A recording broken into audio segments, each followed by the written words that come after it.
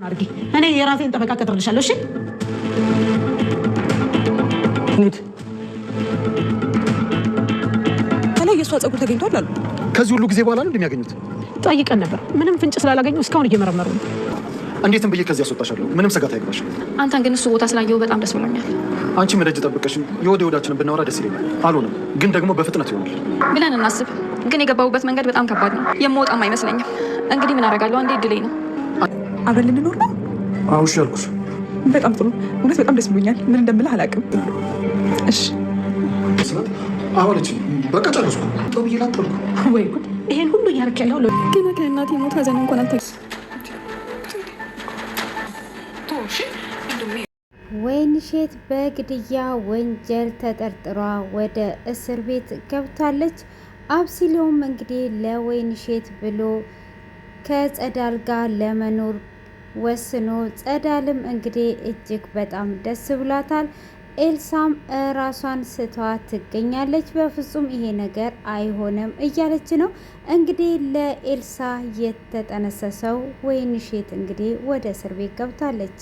ሰላም ሰላም! ውድ የተወደዳችሁ የምወዳችሁ የማከብራችሁ የሴኒ ቤተሰቦች መላን ድራማ ቀጣዩን ክፍል ይዤ ቀርብ ያለው እንግዲህ በባለፈው ክፍል ላይ ማቲያስና ወይንሸት ጸዳል ሆነውና ሰብለን በማስገባት አንድ ምክክር ጀምረው ነበር። እሱም እንግዲህ እንደምናስታውሰው የኤልሳን ጸጉር ሟቻ የነበረችበት ቦታ እንጥልና ጥቆማ እናደርጋለን። ያ ጸጉር እንግዲህ ዲኤንኤ ምርመራ ሲመረመር ኤልሳ ወንጀለኛ ትሆንና ገዳይ ሆና ኤልሳን ወደ እስር ቤት አስገብተው አብሲሎንን ደግሞ ከእስር ቤት ለማውጣት እያሉ ነበር ክፍሉ የተጠናቀቀው። ሆኖም እንግዲህ እንዳሰቡትም ጸዳለ እንግዲህ ሽንት ቤት ትገባና ጸጉር ትወስድና ለማቲያስ ትሰጠዋለች። ማቲያስም እንግዲህ ትርንጎ በሞተችበት አቅጣጫ ላይ ጸጉሩን ያስቀምጠዋል።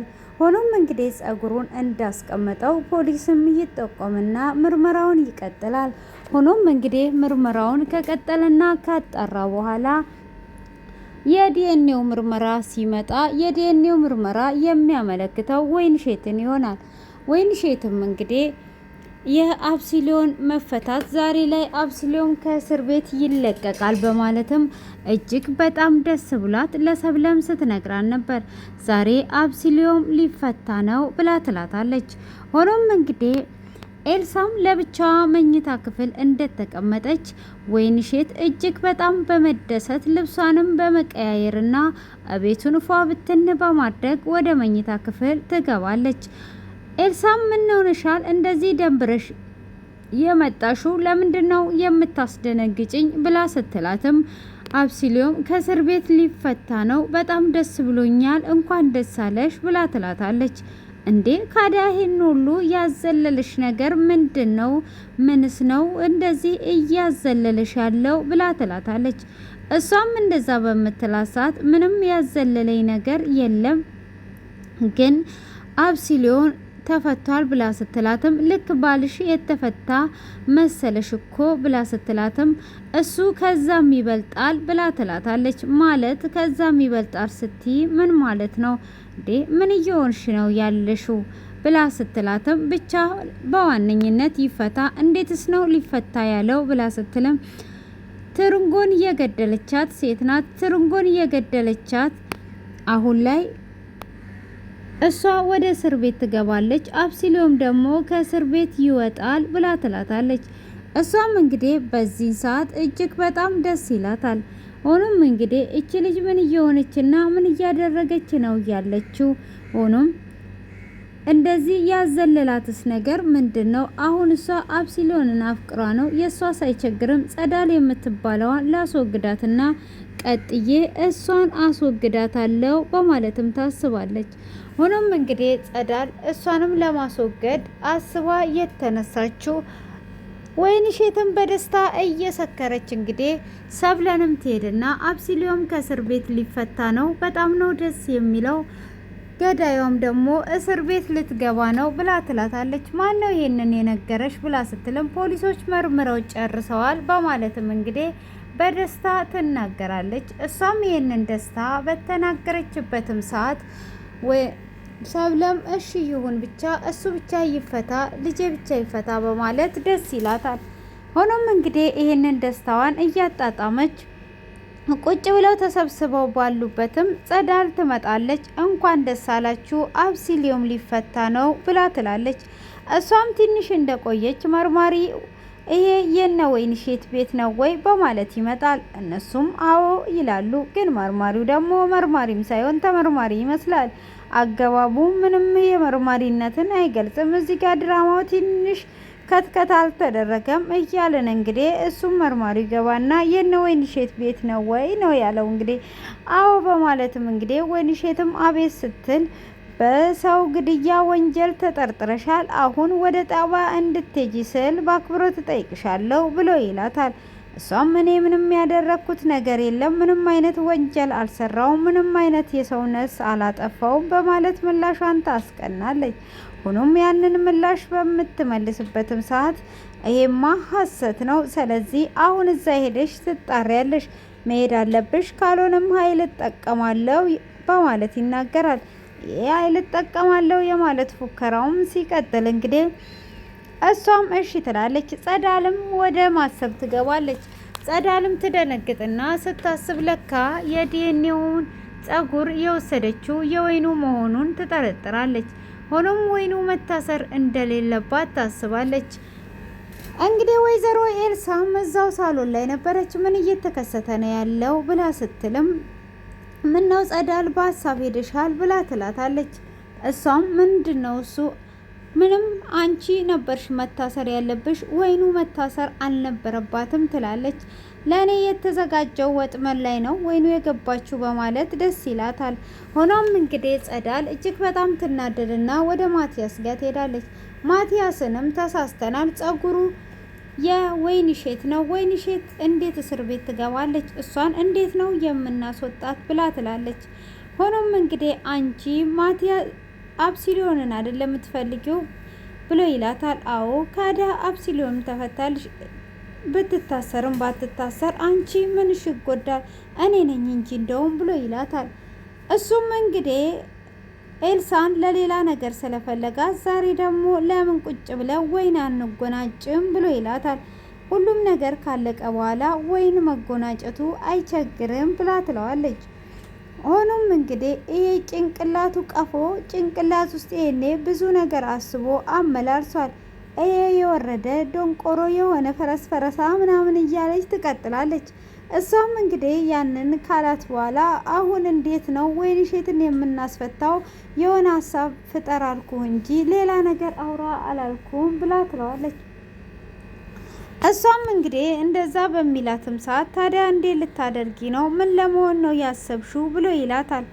ሆኖም እንግዲህ ይህንን ነገር በምትለውም ሰዓት እሺ በቃ ካዲያ ምን አስበሽ ነው? ምንስ ለማድረግ አስበሽ ነው? ብሎ ይላታል። ሆኖም እንግዲህ ይህንን በሚላትም ሰዓት እሺ ታዲያ ምን ማድረግ እንችላለን? አሁን የሆነ ወንድ እናዘጋጅና ከዚህም በፊት እኔ እነሱ ቤት የገባሁት ኤልሳ በአብሲሊዮን ላይ ዝሙት ስለምትሰራ በዛ ስለማይደረደራት፣ ስለዚህ ያለውን ነገር ለመናገር አሁን ሌላ ሰው ፈልገን እናስገባና በዛ እንቀጥላለን ብሎ ይላታል። ከዛን ከአብሲሊዮን ጋር እስከ መጨረሻው ይለያዩልሽና አንቺ አብረሽ ትኖሪያለሽ በማለት መላውን ይፈጥሩታል። እንግዲህ ይህንንም መላ ፈጥረው ከተለያዩ በኋላ ወደ ቤት ትሄዳለች። አብሲሊዮምንም እንግዲህ ከእስር ቤት ሊያመጡት ኤልሳና ሰብለ ይሄዳሉ። ኤልሳና ሰብለ ሲሄዱም አብሲሊዮምም መንገድ ላይ ሲደርስ ወይንሸት እቤት ውስጥ እኔን ለመቀበል ጉድ ጉድ እያለች ነው ወይ ያልመጣችው በማለት ይላል። እነሱም እንደታሰረች ይነግሩታል። እሱም እንዴት ትታሰራለች? እሷ በወንጀል ግድያው ተጠረጥሯ ጸጉሯ እዛ ተገኝቶ ነበር። ምን አይነት ሴራ እንደሆነ ባናቅም ይሄ የጸዳልና የማቲያስ ሴራ ነው በማለትም ለኔ የተዘጋጀልኝ ለነሱ ሆኖ ነው ብላ ኤልሳም ትናገራለች። በዚህኑ ሰዓት እሱም በፍጹም ወደ ቤት አልሄድም፣ ሄጄ መጀመሪያ እሷን ማየት አለብኝ በማለትም እንግዲህ ይሄዳል። ሆኖም እንግዲህ ይህንን ነገር በሚናገርበትም ሰዓት ለምን ይሄ ነገር እየተፈጠረ እንደሆነ ግራ ይገባዋል። እሱም የኛውን ነገር እንግዲህ እንደዚህም ካካሄደ በኋላ ነገር ሁሉ እንዴት እንደሆነ ይናገራል። ሆኖም እንግዲህ ወደ ወይኒ ጋር ይሄዳል። ወይንሸትንም ምን ሆነሽ ነው? ምን አድርገሽ ነው? እኔ ምንም አይነት ወንጀል አልሰራውም፣ ግን በግድያ ወንጀል ተጠርጥሬ ይኸው እዚህ ያለው እኔ የማውቀው እኔና አንተ ምንም ነገር እንዳላደረግን ነው። ካዳ የጸዳልና የአብሲሎም ሴራ ይመስልሽ የጸዳልና የማቲያስ ሴራ ይመስልሻል ወይ ብሎ ሲጠይቃትም እኔ ምንም የማውቀው ነገር የለም፣ ግን እኔ ነፃ መሆኔን ብቻና ምንም ነገር ማድረግ እንደማልችል ነው ብላ ትላለች። ሆኖም እንግዲህ ይህንንና ወደዚህ ወደዛ ሴራውን እየጠነሰሱ ቢገኙም ነገሩን ሁሉ ለማስተካከል በጥንካሬ እየሰሩ ይገኛሉ።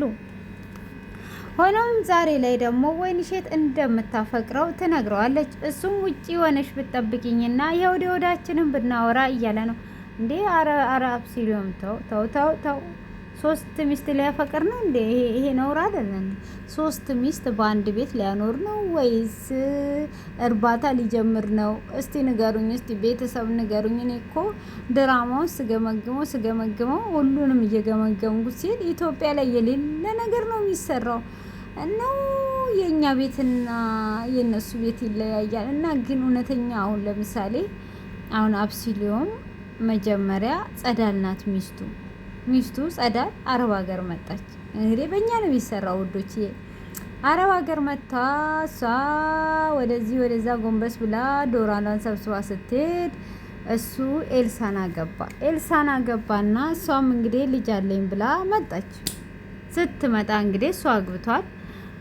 ሆኖም እንግዲህ ከማግባቱም እዛው አንድ ቤት ገብተዋል። አንድ ቤት አሁን ይቻላል እንዴ ነገር? እኔ ምንም ነገር ሊገባኝ አልቻለም እኮ። ያስኬዳል? ይቻላል ወይስ ነገሩ ምንድን ነው? ግራ ያጋባል እኮ። ማለት ኢትዮጵያ ላይ እንደዚህ አይነት ነገር የለም ወይስ ሁለተኛ ኢትዮጵያ ተወልዷለች? ወይስ አሁን አሁን እኔ አረብ ሀገር ነኝ ያለሁት እንበልና ከዛን እኔ አግብቼ መጣሁ እንበል እኔ ብሆን ማለት ነው። ከዛን አብሲሎም ሚስት አገባ። እሰየው እንኳን አገባ ተገላገልኩት ብዬ እሱ ቤትም አልሄድም፣ እሷም እኔ ቤት አትመጣም፣ እሱንም አላየውም ማለት ነው። እኔ ብሆን ማለት ነው። እንዴ እንደዚህ አሁን እሷ ከአረብ ሀገር ሄዷ የፈለገ ብታፈቅረው ሚስቱ እያለች እዛ ሄዷ እሱ ላይ ትለጠፋለች ማለት ነው። ከአረብ ሀገር የምትሄድ ሴት እንደዚህ አይነት ሴት ካለችማ ልብ የላትም። እሷ በቁሟ ሞቷለች ማለት ነው።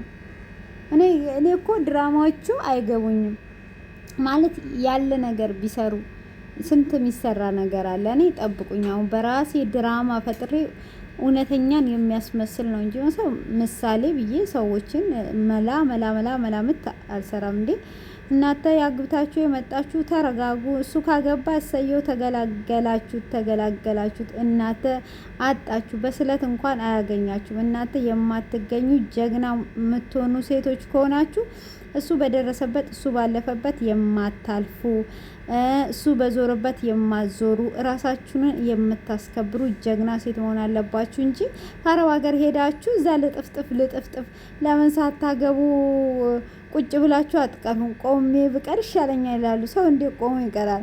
ቁጭ ማለት አለበት፣ መራመድ አለበት፣ መሄድ አለበት፣ ግራ ቀኙን ማየት አለበት።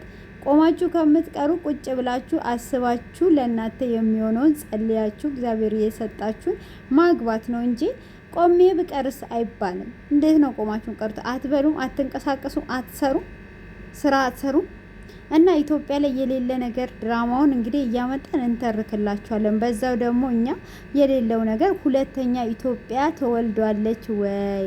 እንደዚህ 2 ሚስቶች አንድ ላይ የሚቀመጡ ሰራተኛ ስትቀጥሩ ሰራተኛዋ ባላችሁን ቀምቷ እኔ አፈቅርሃለሁ ብላ የምትናገር ባላችሁም ደግሞ እና ሚስቱን ትቶ ሰራተኛን የሚያፈቅር ሹሃደ የቱ ጋ ነው ኢትዮጵያ? እሷ ኢትዮጵያ የት ነው ያለችው ነው እኔ ጥያቄ ፈጥሮብኛል።